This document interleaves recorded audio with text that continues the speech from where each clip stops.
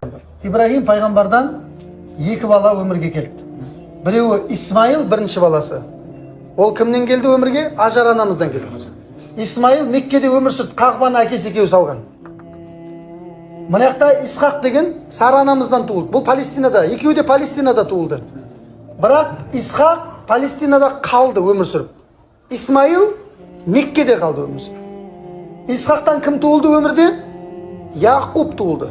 Яқуб деген, Исраил деген осы кісі. Яқубтың шын аты Исраил, қажекелер. Истер деген, құл деген, ил деген, Алла деген. Алланың құлы деген, Абдулла деген сияқты ғой. Яқубтан кім туды? Юсуф туды, қажекелер. Сұлулықтың символы. Юсуф Мысырда болды, қажекелер. Бәну Исраил қаққа көшті? Мысырға көшті. Ол жерде Мұса келді, Харун келді, Юша ибн Нун келді, Зулкифл келді, Аюб келді, анау келді, мынау келді, дың. Пайғамбарлар бірінен соң бірі шығып жатыр. Соңында Закария, Яхия, Иса келді ғой.